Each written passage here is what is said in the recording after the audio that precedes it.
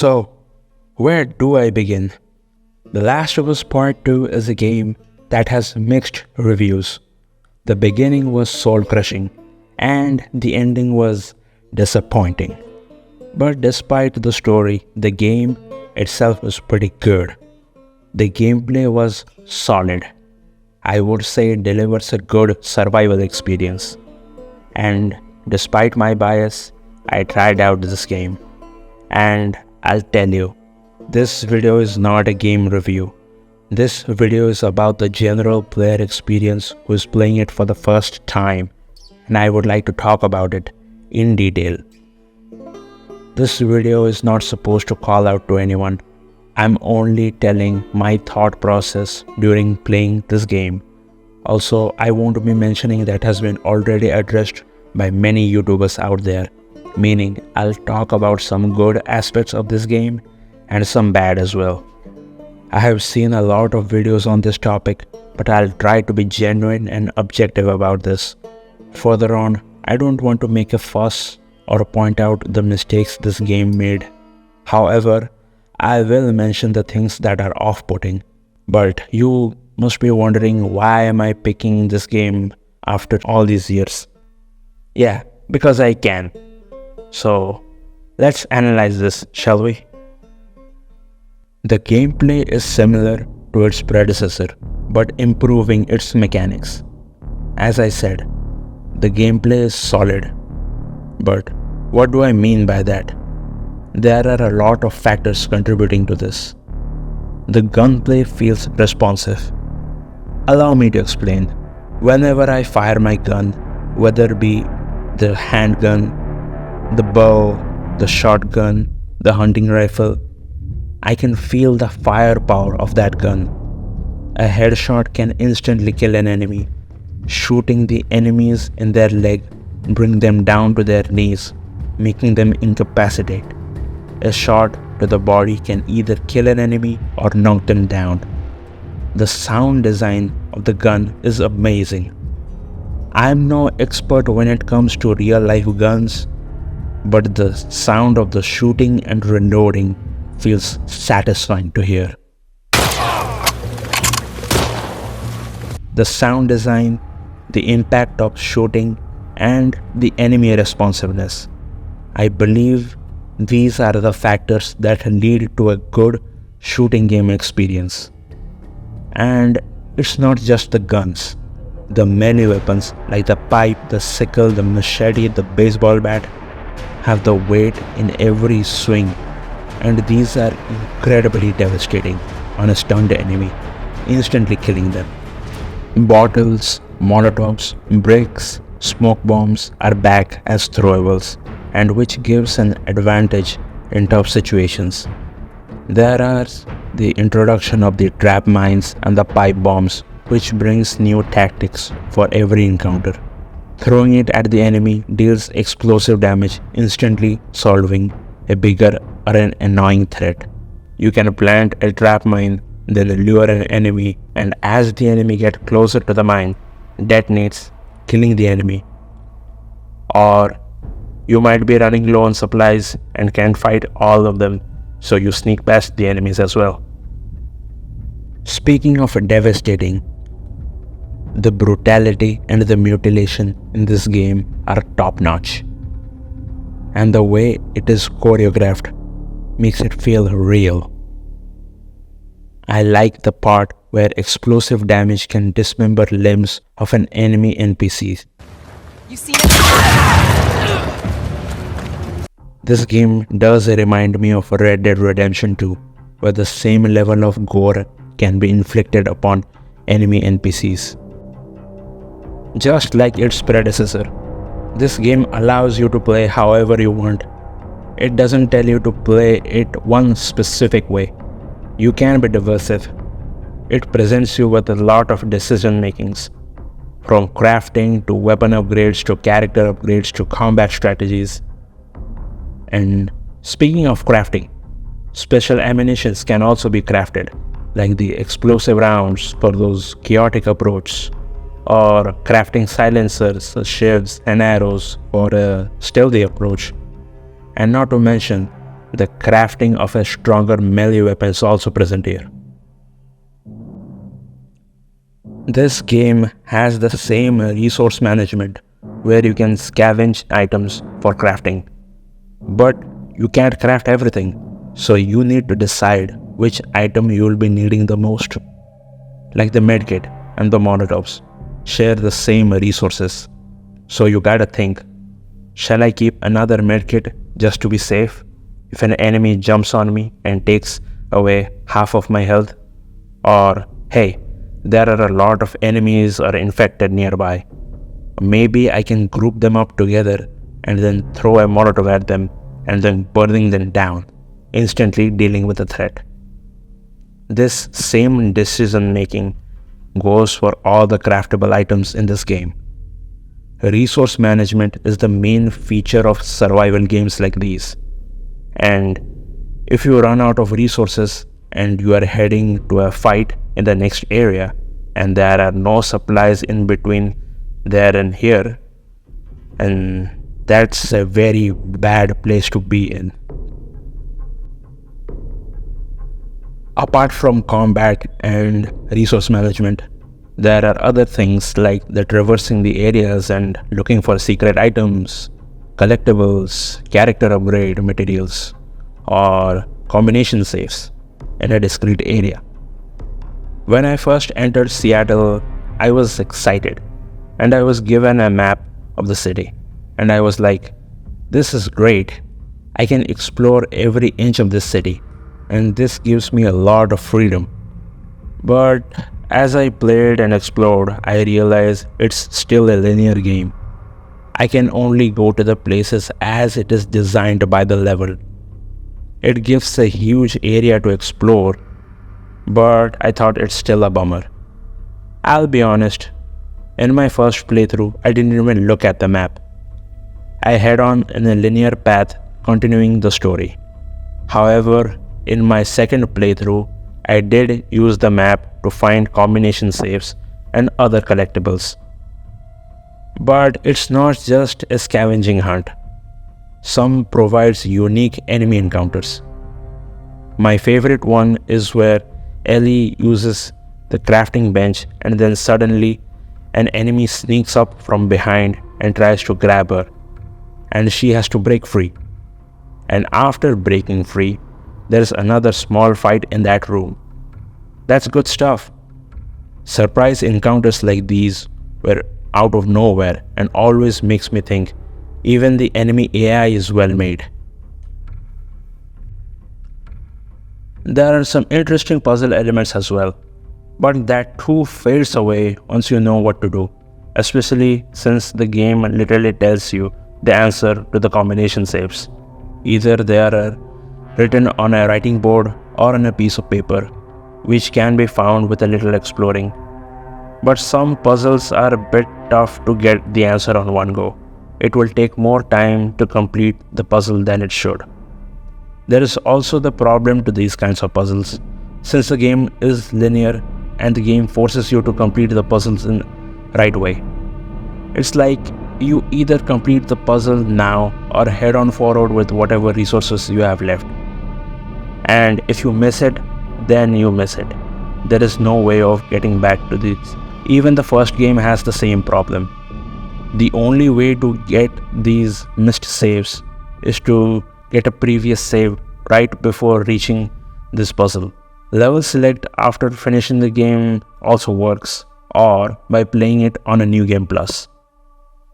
Some players like me who will definitely go and get this collectible just for the sake of Platinum Trophy. It's not for everyone, but it's tedious and boring. Okay, enough with the collectibles. I'm getting back to the combat. So you see pretty much in all these encounters, you just can't take a stand. You need to keep moving or you will get hit and lose health. And you get low ammo drops upon killing enemies if you are lucky. The game encourages you to engage with its system. Keep moving, manage your resources, and try not to get surrounded. And most importantly, don't miss any of your shots. And in higher difficulty, missing your shots will cost you a lot. Moving on to the difficulty of the game.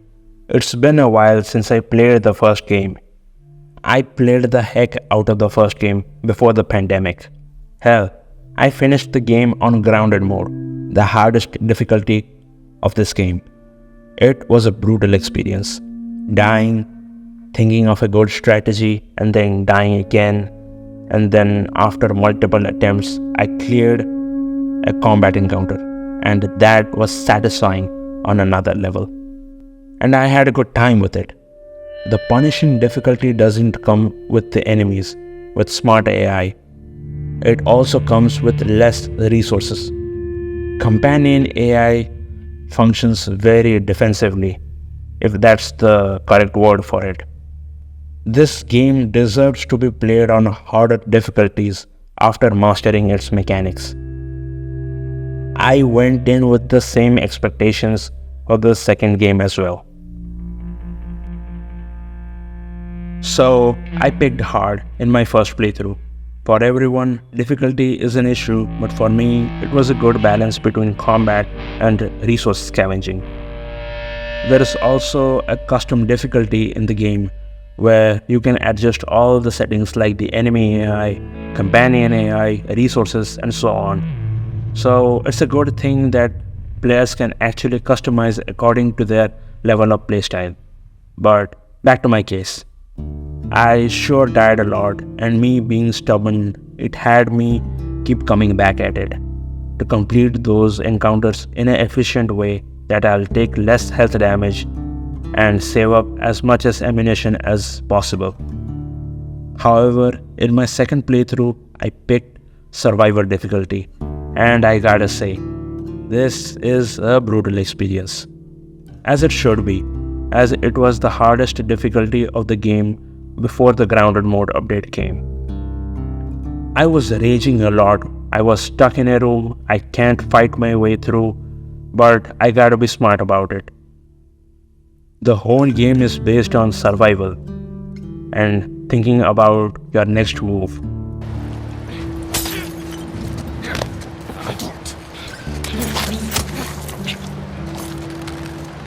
Let's talk more about the enemy encounters. There are these WLF and the Scars. These two factions are at war for control over Seattle. So pretty much you will either be fighting the WLFs, the Scars, or the Infected. Pretty much every enemy encounter plays out the same way, where you and your companion character are stuck in one part of the area and is surrounded by the enemies, and you have to fight your way through.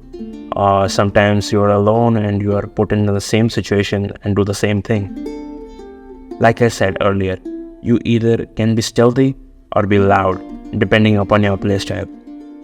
These areas where you fight are also memorable, like the forest where the Scars shooting an arrow at Ellie, the WLF camp at the hospital where Ellie fights her way through, only for you to realize Abby was there in the same camp hours ago. Abby and Lev climbing the tower, but the Scars blocking their path, having the high ground. I have the high ground! These are some of the encounters which I can remember fondly. Get over here!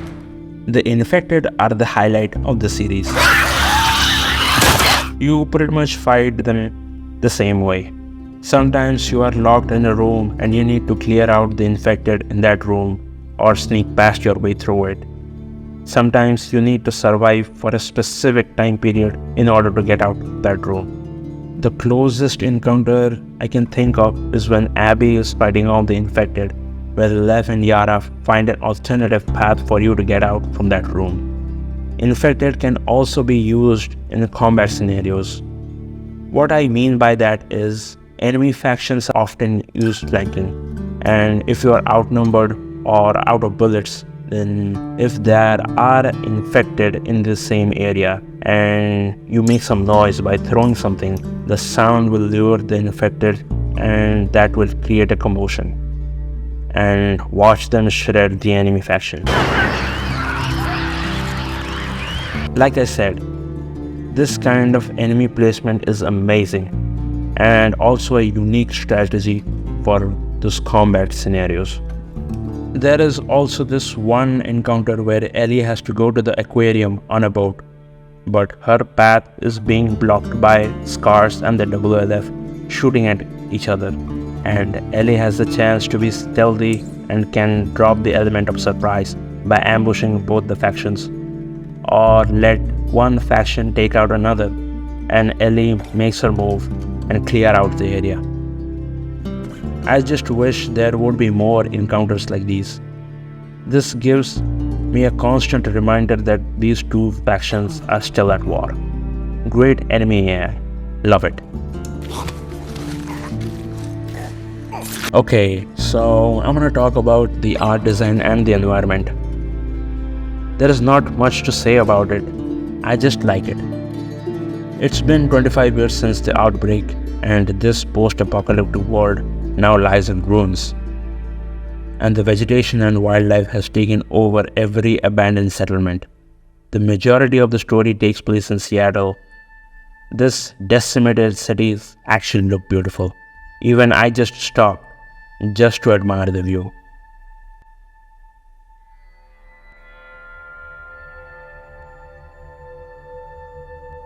There is a storm about to hit Seattle, and the cloudy atmosphere perfectly fit into the story narrative, as Ellie is on a bloody rampage.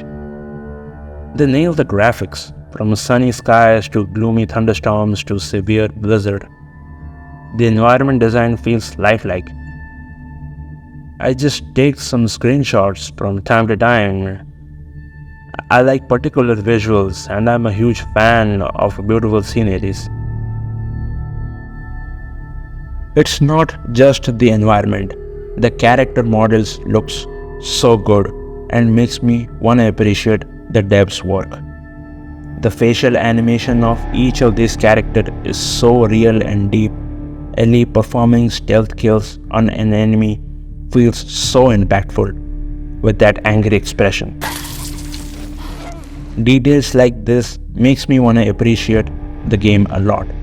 It just shows how much effort has been poured by the rigging and animation department.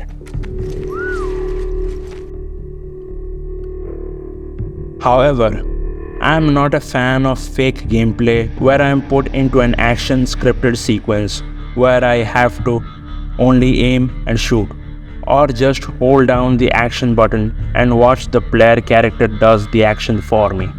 I would rather watch the cutscene rather than engage the game in this way. To simply put, there is this sequence in the game, Ellie steals a car and makes a run for it. But that ends up in a drive-by where companion AI drives and Ellie does the shooting. With all that chaos, the infected also joins in. And you are given unlimited ammunition for this small drive-by section. And I'm like, why? The game up to this point, I was playing on hard, and it's tough to get resources. I had to scavenge every nook and cranny of the city for supplies, and not getting any supplies at all makes it feels like a true survival experience. But now you're telling me to go on, shoot everything you see, go wild for the time being. Why can't this just be a cinematic cutscene?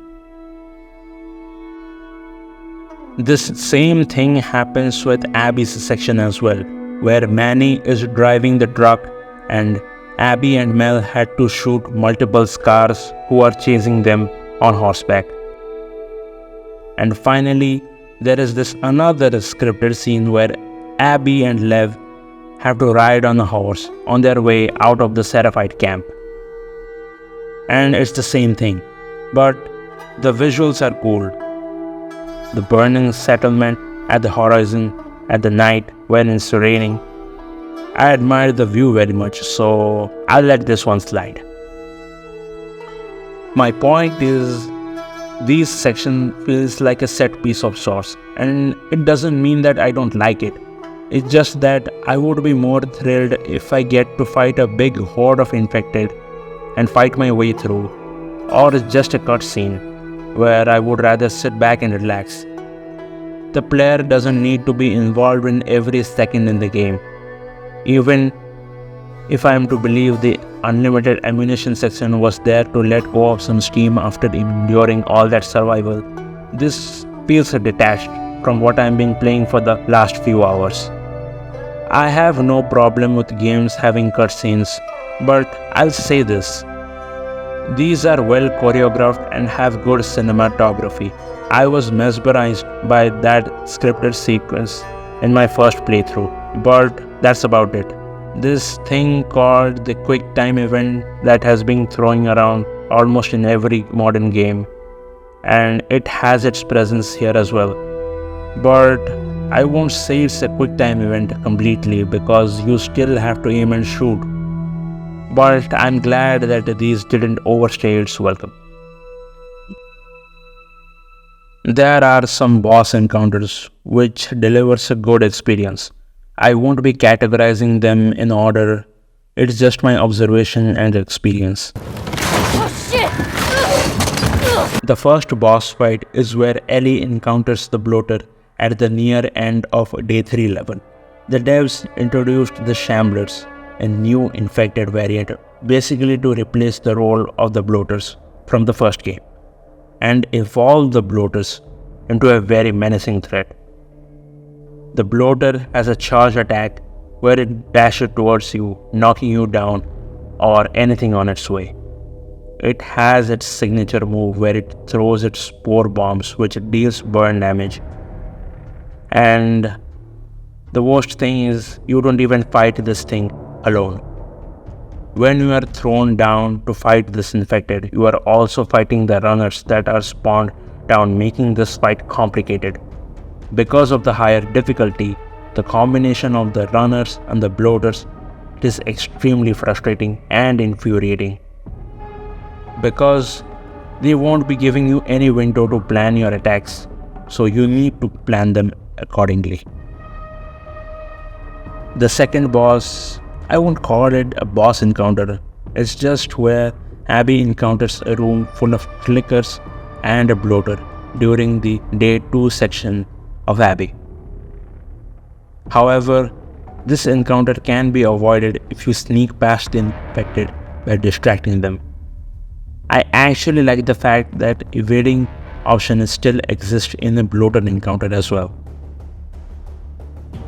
Since by that time when I reached this area, I was out of pretty much of everything. So, lucky me. The third boss fight is where Abby encounters the Rat King while searching for medical supplies. This infected shreds down the stalkers from its body after you deal enough damage.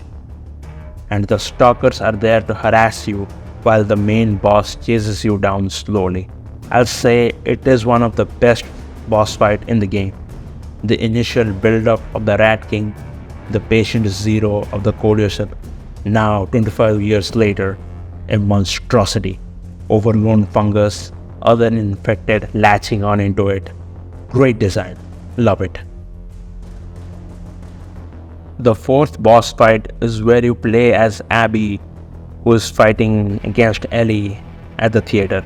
I can't help but think that this fight is basically a copy-paste of the original.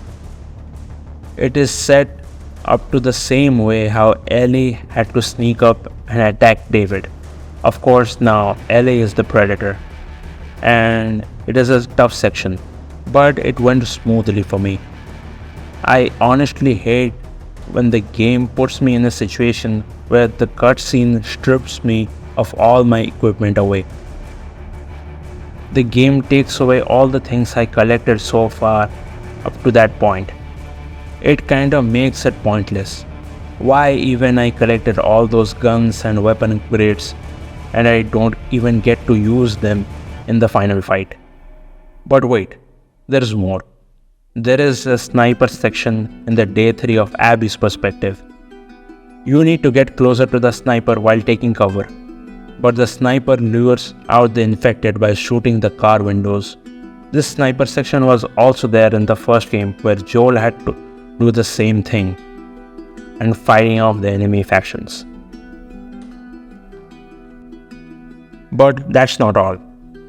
At the third act of the game, meaning the events after Seattle, where Ellie goes to Santa Barbara to hunt down Abby, she was given a silenced assault rifle, which is also similar to the first game's last mission where Joel was also given an assault rifle around the end of the game. The game keeps bringing up those memorable or infamous moments according to the player's experience from the last game, and then throws the same thing in this game in hopes that it will work. It is something that I have already seen. This doesn't bring anything new to the game. This is thrice now. I would rather actually appreciate if the game could come up with something new. This is just sugarcoating at this point, and I'm not done yet.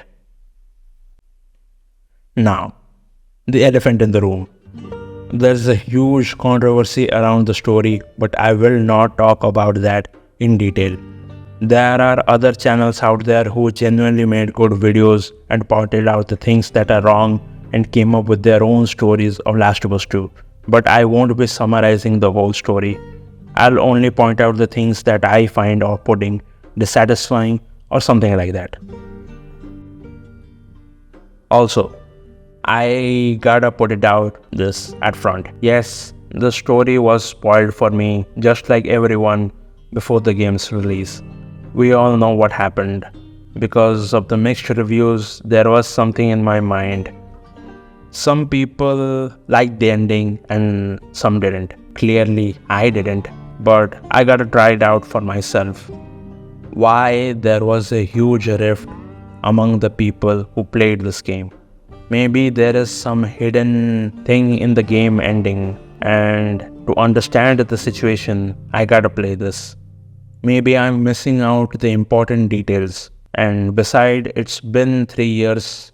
The ending was kind of out of my mind, so I bought the game and played it. And in hope of understanding the game and what was in the mind of Ellie. Haven't had any excitement in a while. The story is messed up. There is no denying it. I genuinely hate the things that the way it turned out. The character betraying their own personalities, the pacing and inconsistency in the story. There is no character arc for the main characters nor the supporting characters.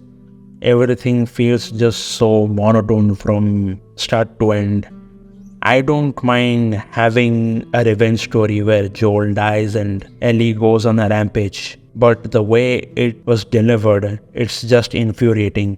No build-up, no backstory, and I get to know the reason after playing halfway through the game. The fact that the game is not presented in a chronological order makes the entire game feel so detached. Joel was put on a limelight. Even if he is the bad guy here, I still see him as the hero of the story. The first game is made from his point of view, and we, the audience, can feel and relate to it. But that itself creates a biased view. And then seeing Abby beating the hell out of Joel in the second game was way out of the blue. And from Ellie's point of view, you want to see them all dead, badly. This infamous cutscene is made in such a way that it makes the audience rageful. But if we as the audience saw Abby's backstory and Joel's actions first, instead of the golf scene, then maybe Abby's deed would have been justified there. Speaking of dead, the death of the supporting characters feels so stale. I don't even remember half of their names, and I don't even care. They were just there to fill that empty void. Even his presence didn't add much to the story. Same goes for the rest of the supporting characters. They didn't have any real moments with the main character, which led me not to like any of those characters. They are all just like those other NPCs that I kill in an encounter. This whole plot the war between the WLF and the Seraphites to control over the Seattle is just pointless. I never got to know the outcome of that fight.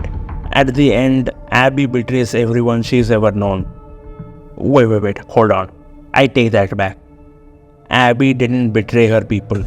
The WLF unjustly branded her a traitor. She didn't even kill Isaac. Yara shot Isaac. And Abby made a run for it. And after this cutscene, I am in a room full of WLF and I must take them out.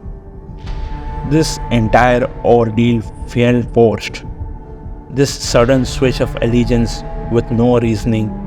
These people have known Abby for years, yet they didn't even bother to hear her out or her motive. Abby's resolve for saving these two Scar kids was very questionable, because even I was confused whether Abby did the right thing by saving one kid and getting betrayed by the people she's ever known. But let's just take a moment. It's not all bad. I like Ellie's and Dina's relationship. Also, the love triangle between Abby, Owen, and Mel. And it's kind of okay. They all have good dialogues and interactions. At least those interactions have more meaning than the rest. The only time I truly felt something in this game where Joel takes Ellie to the museum for her birthday. It was an amazing moment which every fan of the first game desired. It was a wholesome moment. The second one is when Abby sees her father dead. It was a bit unexpected since a lot of people don't even bother about what happens to her after she kills Joel. Everyone wants to see her dead, so there is no way of having sympathy towards her. But, I said to myself, fine, I'll try to see Abby's motivation in all this. And to my disappointment, Abby already had her revenge on Joel, and this is the aftermath. And the aftermath sucks. Seriously, it was all pointless fetch quest. It's just the combat that kept me entertained. Hey, I get it. This game is about the duality and the perspective of two different people. If all the cutscenes were placed in a chronological order, switching back and forth between Abby and Ellie's perspective, we as the audience would say, it's perfectly written story. I don't care whether the game will have a slow start due to this, but at least it will feel right. And to be honest, Abby is a good character for the story.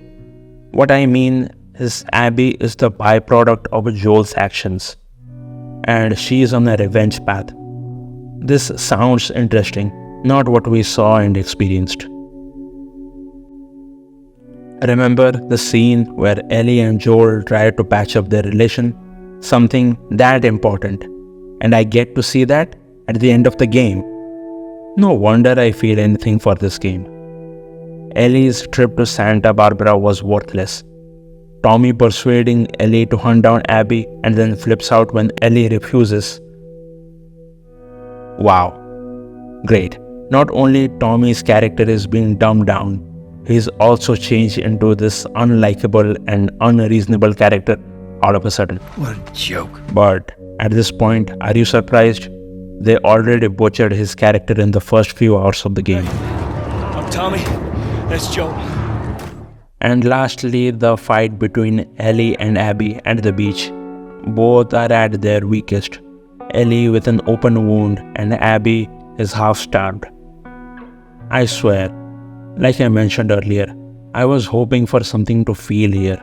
Ellie sparing Abby because she had a flashback of Joel, the one we just talked about, and I haven't seen that flashback yet. I don't know its content, and I felt nothing due to it. But even despite that, even I could feel something like, just stop, it's not worth it. That may be enough for me to appreciate the ending.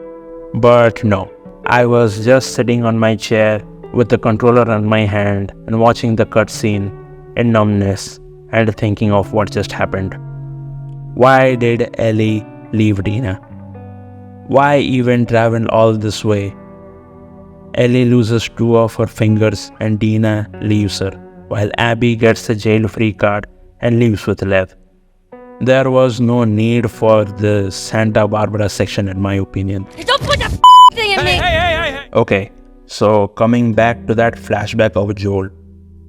Joe admits if he gets another chance to do all that just to save Ellie, he would do it again without any hesitation.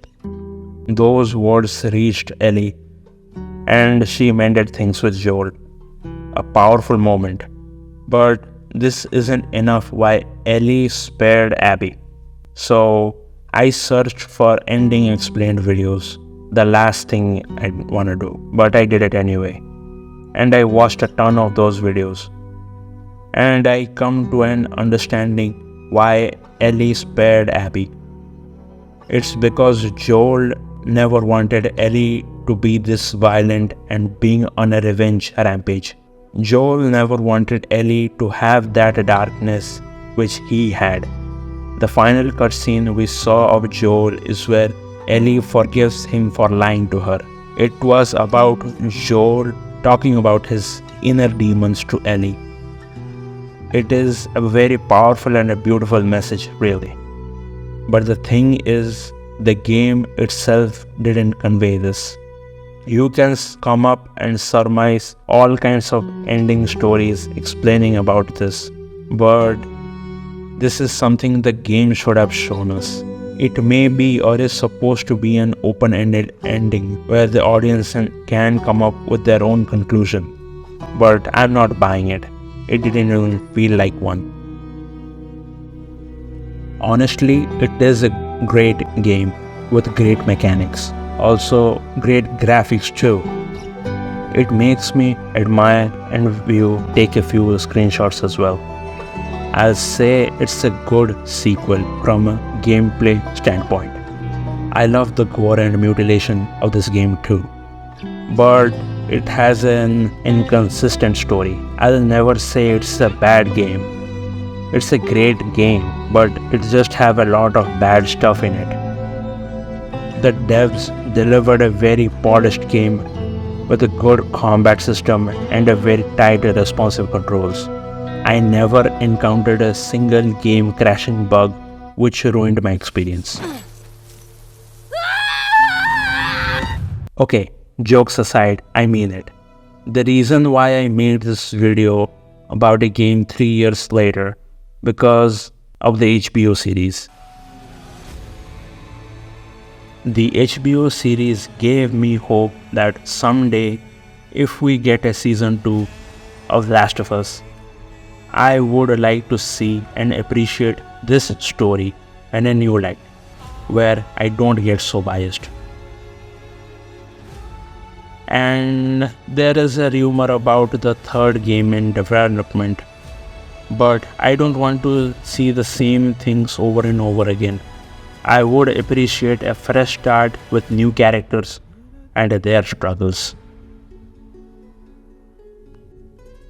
I never thought of doing something like this, as this is my first video per se, but I like to talk about and discuss games in general, so I gave it a shot. And if you like what you saw, then thanks for watching. Do like and subscribe, and peace.